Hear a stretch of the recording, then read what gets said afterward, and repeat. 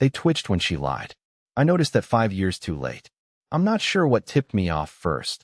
The way her left pupil didn't quite move with the right, or how she'd blink a fraction too long when I asked her where she'd been. Either way, I didn't say anything. I never did. That was our system. I'd look away. She'd walk away. Problem solved. But that night, at dinner, she didn't lie. She told the truth. One sentence. Plain. Brutal. Delivered between sips of red wine and a bite of steak she barely chewed.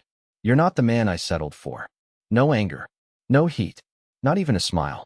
Just that weird twitch in her eye, like her brain was glitching mid-sentence. That's when I stood up, napkin still in hand, chair scraping the tile like a scream. I left before the waitress even brought the check. I didn't look back. I couldn't. I was afraid if I did, she'd still be sitting there, smiling. Or worse, not smiling at all.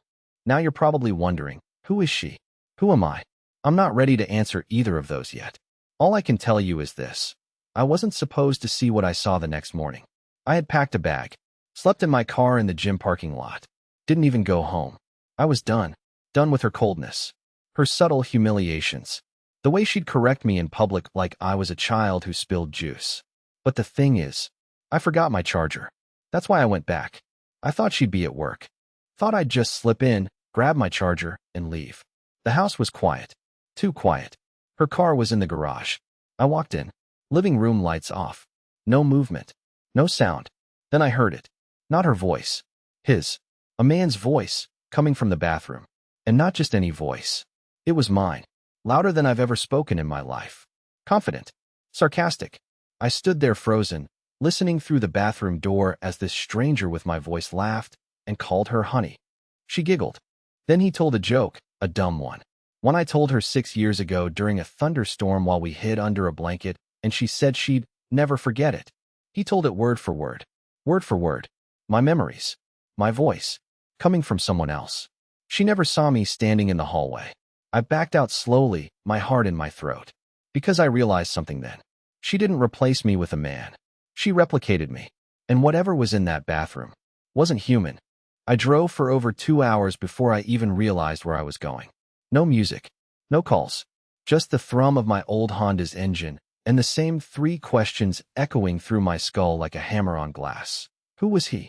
How did he know what I knew? And why was she smiling? I parked outside a shuttered gas station on Route 31. Sat there. Watched the rain beat up and roll down my windshield. At some point, I pulled out my phone and went to her social media. She hadn't posted anything in 2 days.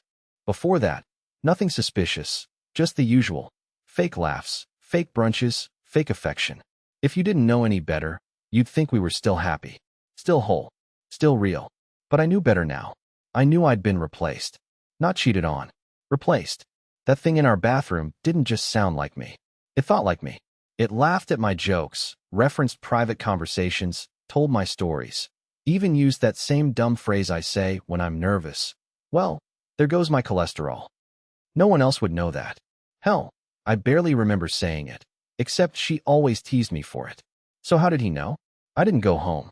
I drove to my brother's place in Nebraska, which is saying something, because I haven't seen Charlie in 3 years. Not since he borrowed $5,000 and vanished into crypto hell. He wasn't home when I got there. House looked abandoned. But the back window was still broken, just like it was when we were kids and locked ourselves out. I crawled in, collapsed on the floor, and slept like the dead. When I woke up, I did what any humiliated, emotionally wrecked, conspiracy-minded husband would do.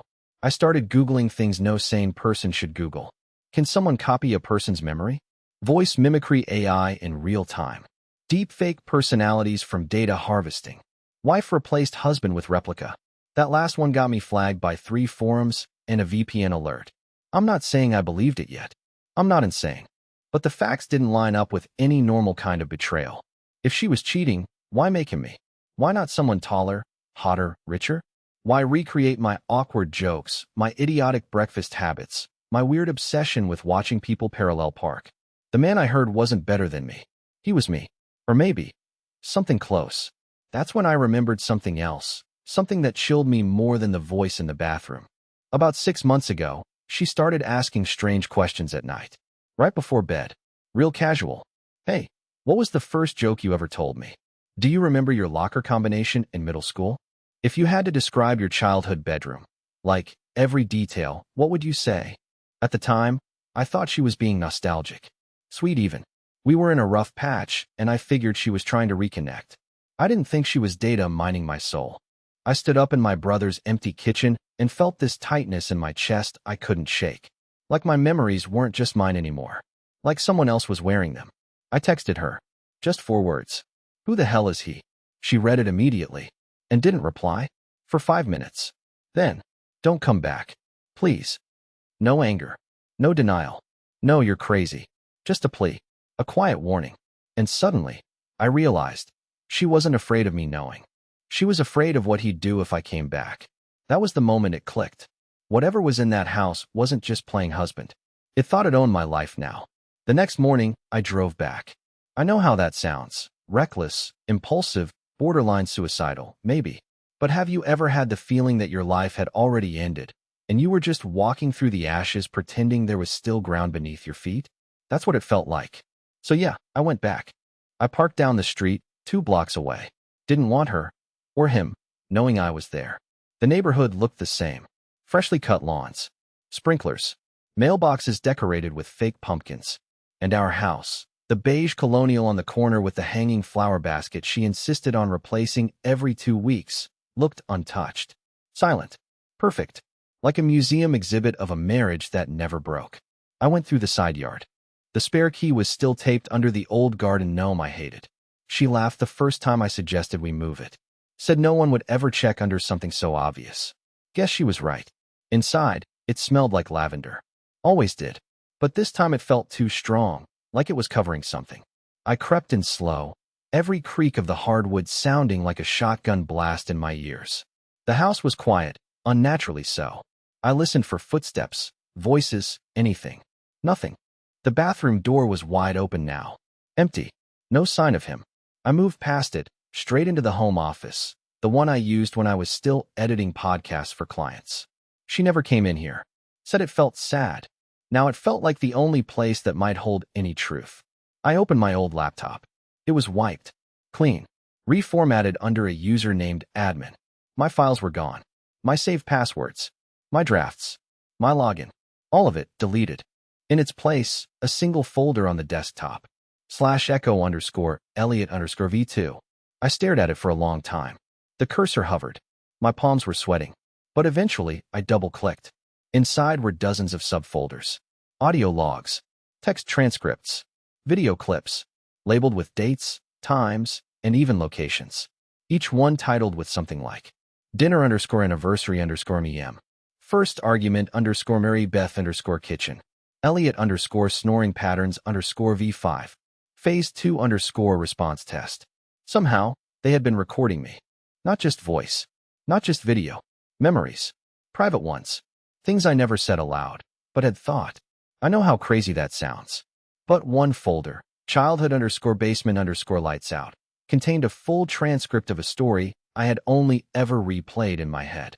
The night I got locked in my grandparents' cellar during a storm and cried for hours because I thought the shadows would crawl into my skin. I never told Mary Beth that story. I never told anyone. Yet it was there. Word for word. My fear. My panic. My muttering.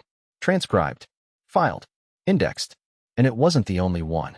I don't know how long I was sitting there, combing through digital recreations of my mind, but I must have lost track of time because I didn't hear the garage door open. I only noticed something was wrong when the light in the hallway flickered and didn't stop flickering. Then the front door creaked.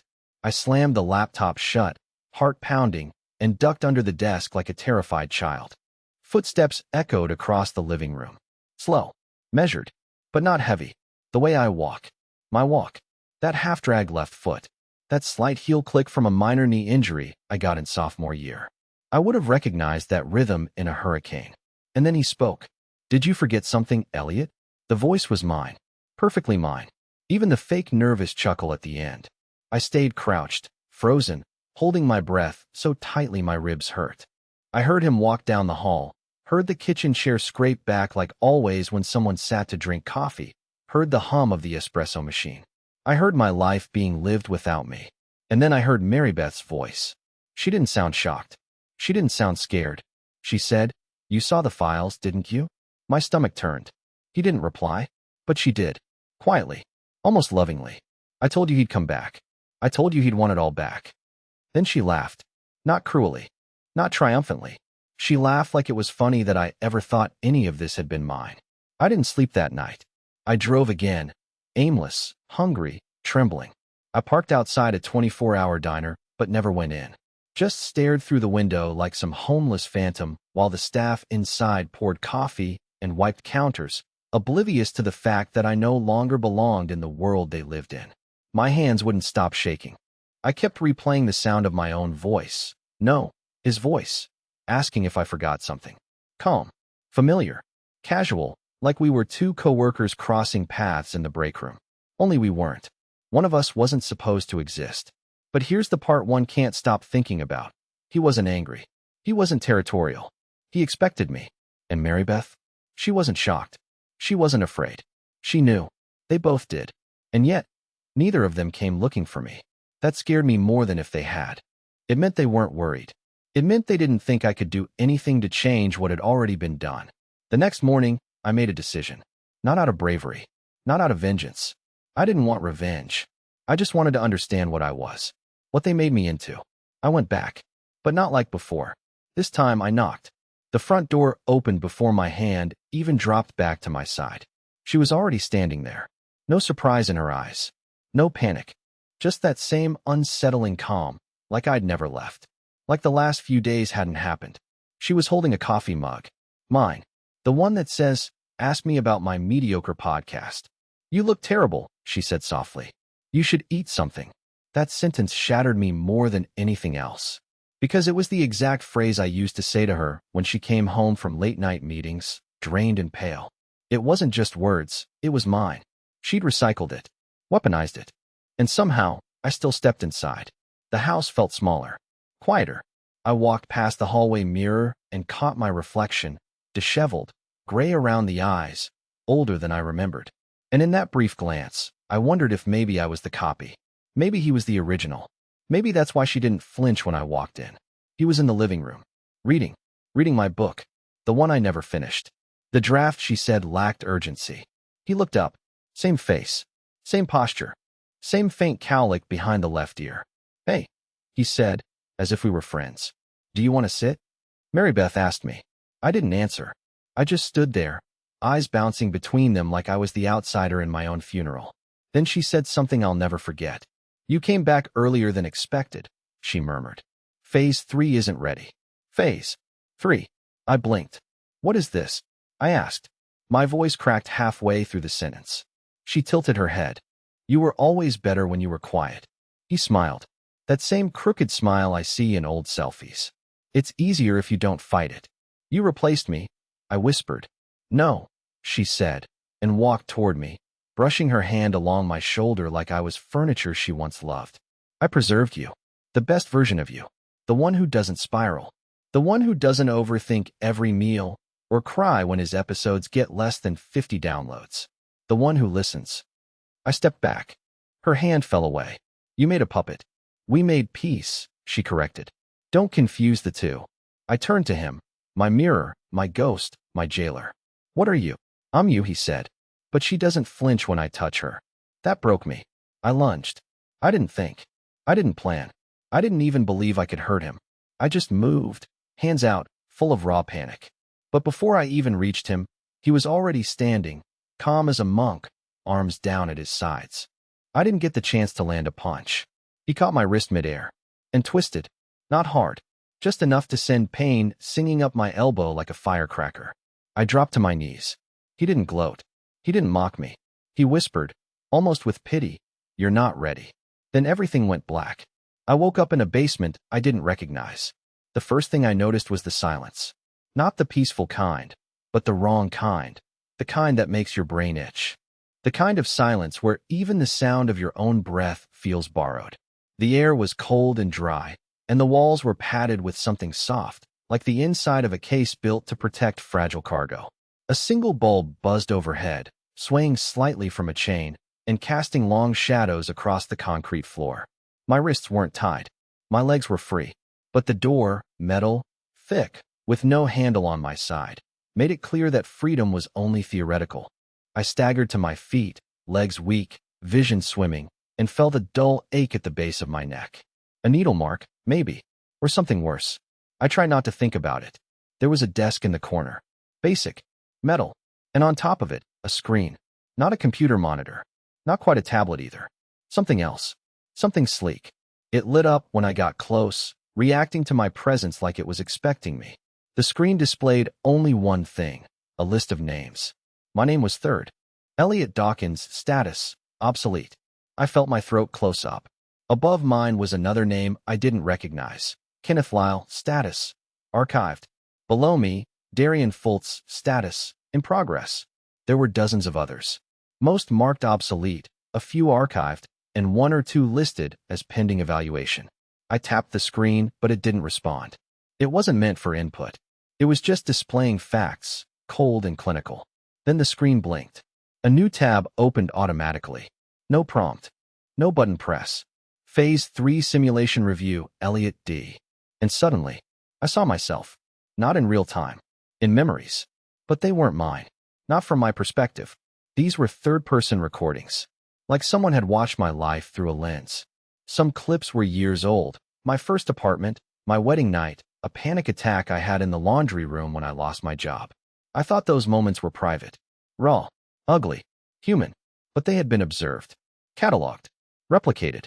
One clip showed me. The real me. Crying into my own palms while sitting in the bathtub, clothes still on, muttering, I don't know what she wants anymore. I had forgotten that day. But they hadn't. And then came the footage of him. The replica. Moving differently. Smiling where I had sulked.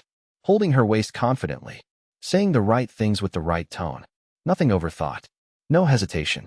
It was like watching a perfect imitation, running smoother with every trial.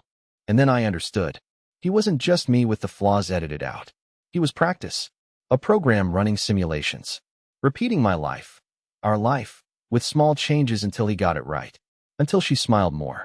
Laughed louder. Stayed longer. That's what phase 3 was. It wasn't the end. It was optimization. The version that stood in my kitchen, kissed my wife, and made coffee in my mug wasn't a final draft. He was the current update. And I was a discarded beta. I paced the room, the walls closing in, my lungs burning with this terrible truth. There was no betrayal because there had never been love. Not anymore.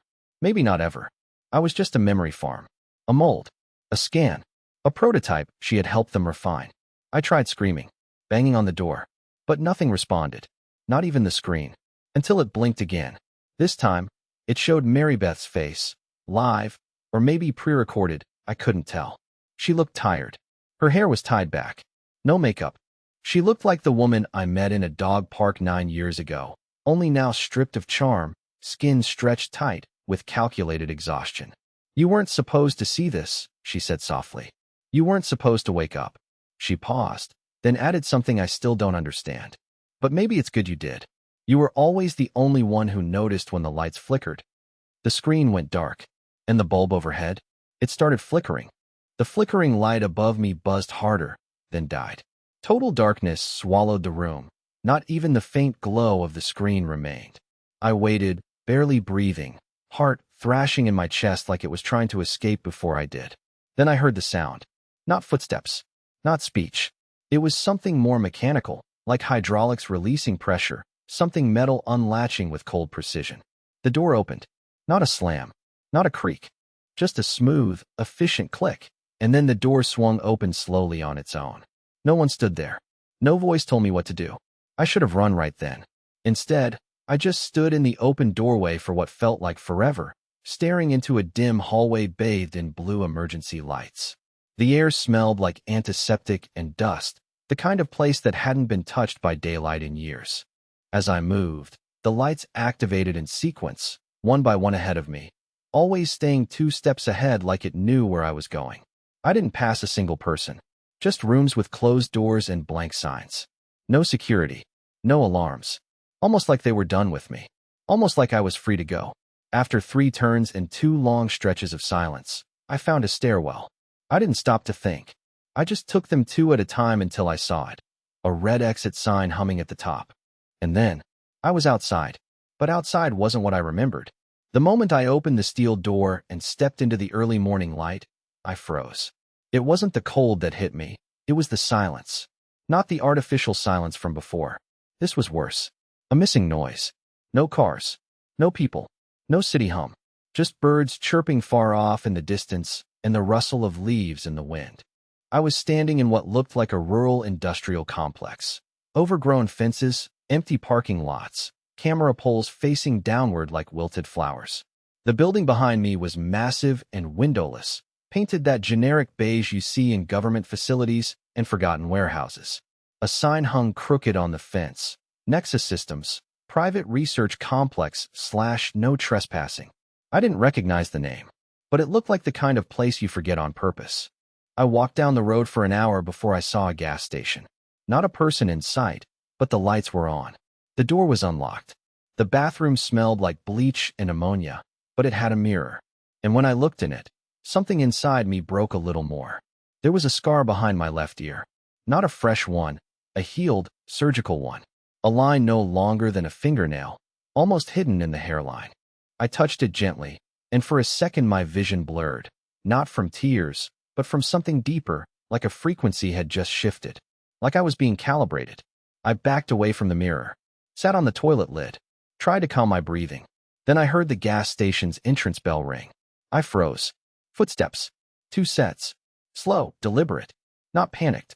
Not searching. Just present. I cracked the bathroom door just enough to see through the mirror's reflection, and my stomach sank.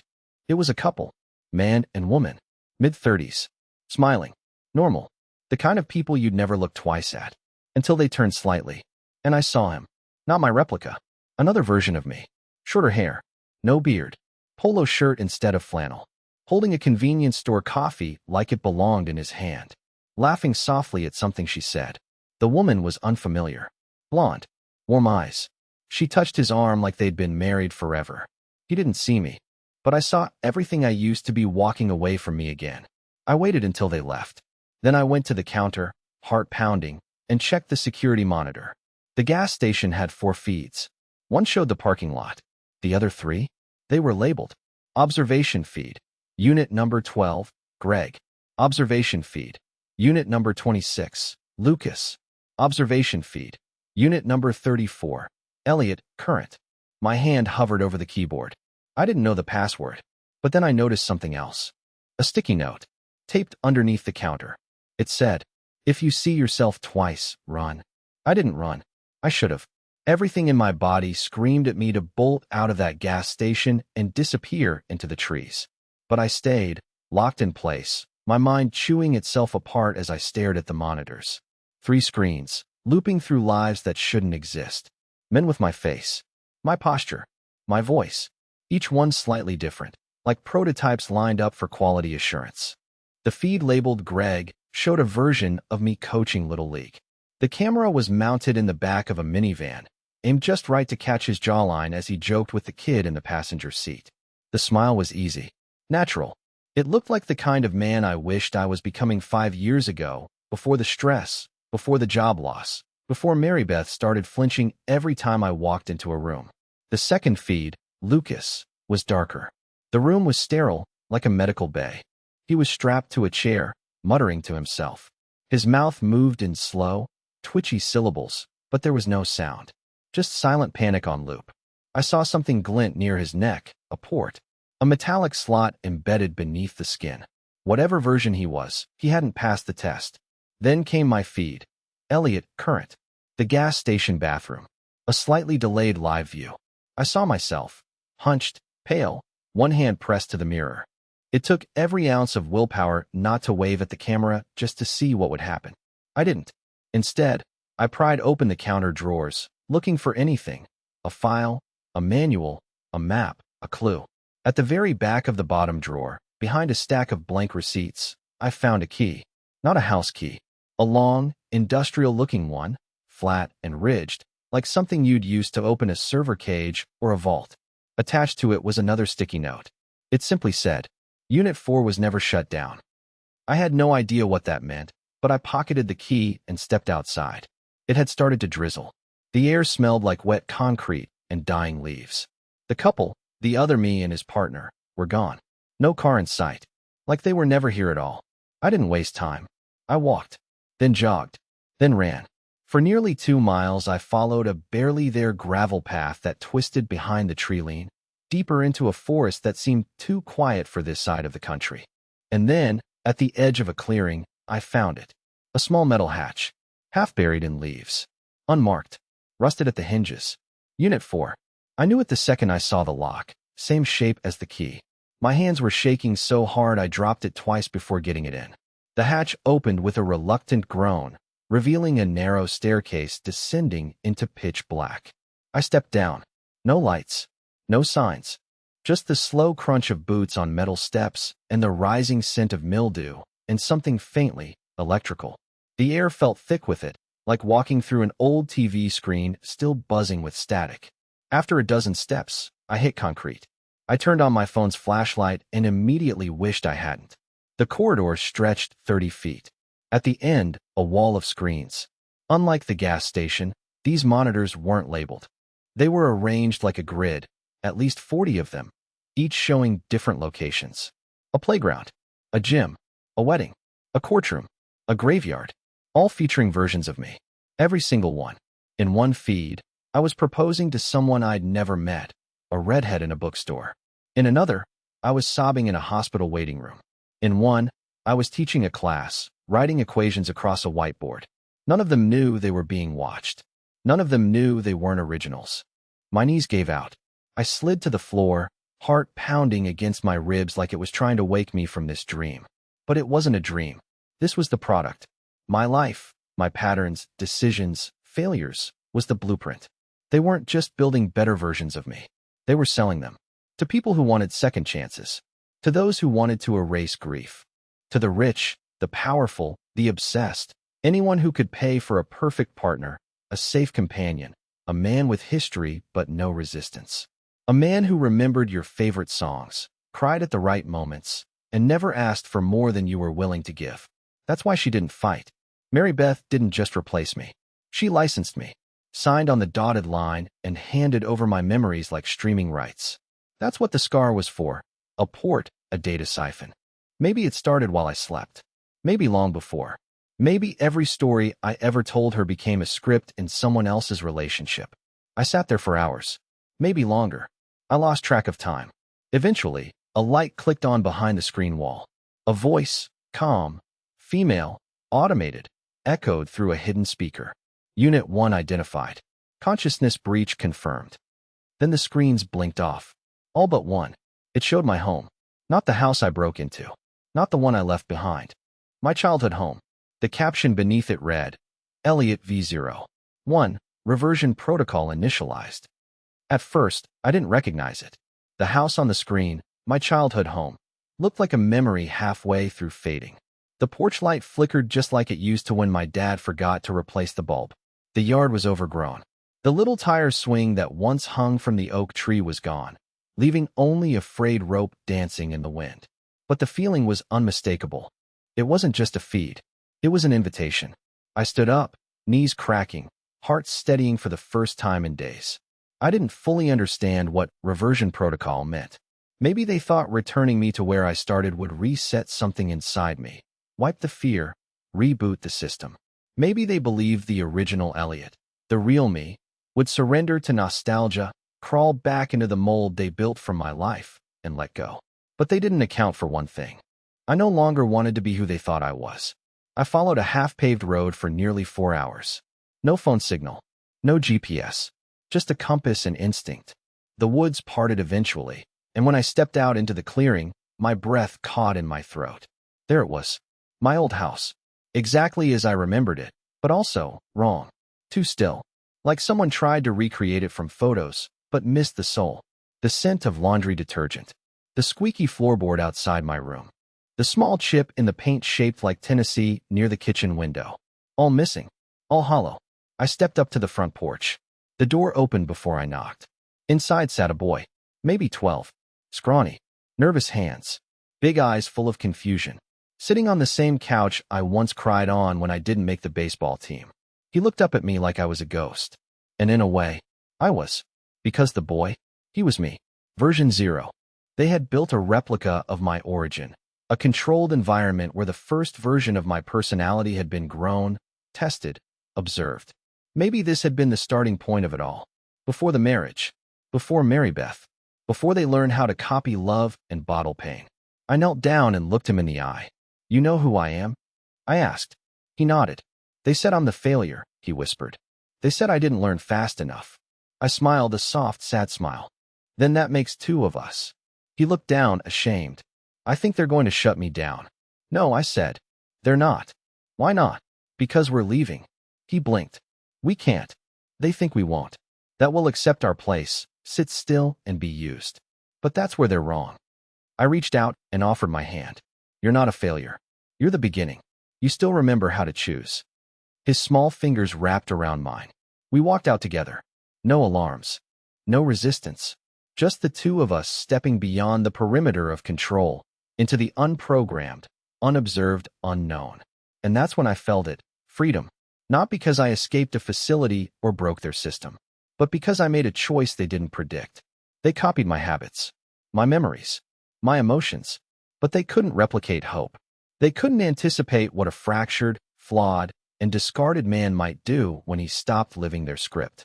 So here we are now, somewhere in the Midwest. We have a rusted pickup truck and $57. I sleep in motels. He reads maps like their treasure. And every day, we write down memories, real ones, new ones, stories no one can harvest. No more simulations. No more mirrors. Just us. Two failed versions of the same broken boy. And for the first time in my entire life, I wouldn't change a thing.